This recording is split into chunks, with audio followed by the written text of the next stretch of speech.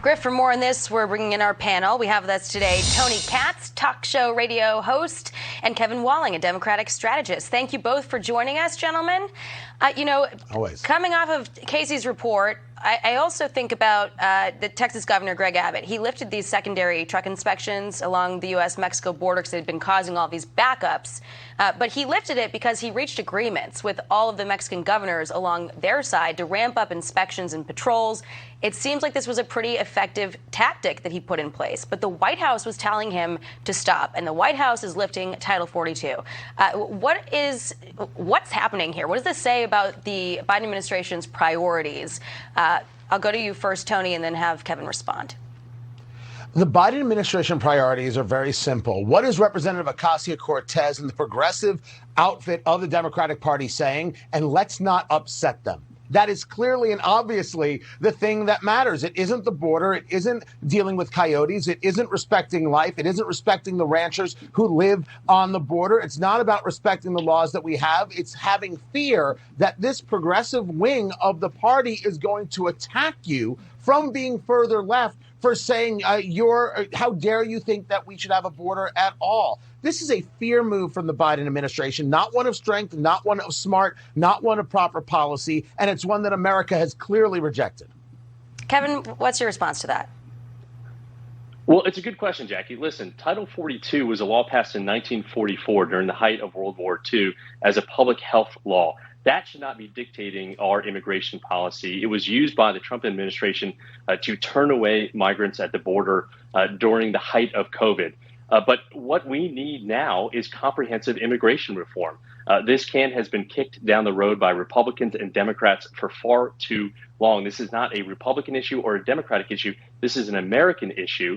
And I encourage Democrats within my own party. We have a lot of border state senators and members of Congress that can lead on immigration reform with their Republican counterparts. President Biden's budget that was released just a month ago surges resources to the border, hires more border agents. That's the kind of work that we can be doing on a bipartisan level, not showboating as we're seeing out of the Texas governor with regards to sending migrants up to D.C. and things like that. We need action on this now, clearly, with Casey's reporting at the border. Well, I asked Kevin, I asked the White House about this earlier in the week because they did admit that there's something needs to be done at the border. They want to have comprehensive immigration reform.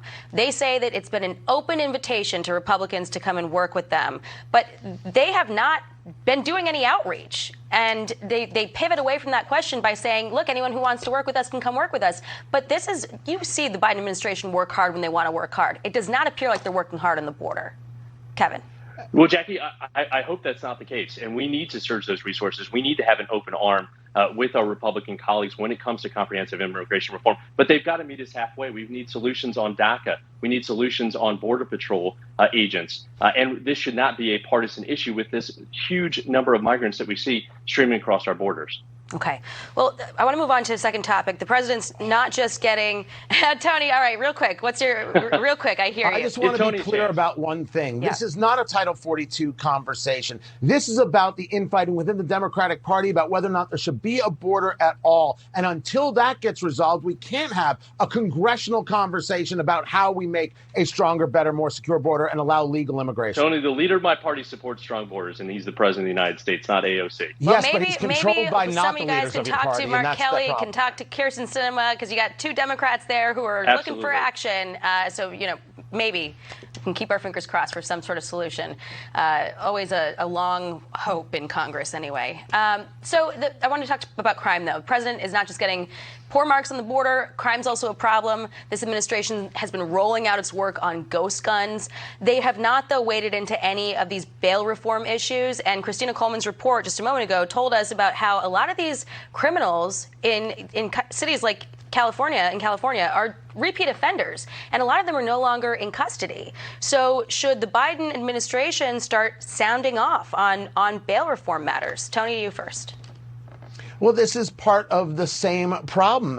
Who in the party is actually leading the party? You can tell me about Joe Biden putting money towards the border all you want, but that budget is not going anywhere. That dog won't hunt. America's not buying into that. So it's a non-starter of a conversation, and we should have pushed that one to the side. Our conversation here is about prosecutors that have been elected in Los Angeles and San Francisco, Chicago, my beloved Indianapolis, where we don't have strong leadership from a prosecutor. We're seeing judges unbelievably upset that they can't actually get the cases to them, and cops that are upset, and the citizenry upset. This is about Americans voting properly, and you won't hear Biden talk about it because the people who are in these positions as prosecutors are the same people who identify with the progressive wing of the party. We got less than 30 seconds left. Kevin, your response, do you think the Biden administration needs to weigh in a little bit more on these things?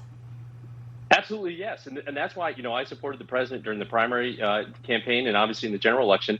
And you saw him speak passionately about crime issues in his State of the Union, where he said we have to fund the police. And that's what you're seeing out of this administration: more resources for community policing, more resources for the judiciary, so that we can hold these violent offenders behind bars before they commit another crime on the streets. All right. We'll have to leave it there, gentlemen. Tony Katz, Kevin Walling, always a pleasure speaking to both of you. Thanks for your time. Good to see you, Jackie. Griff?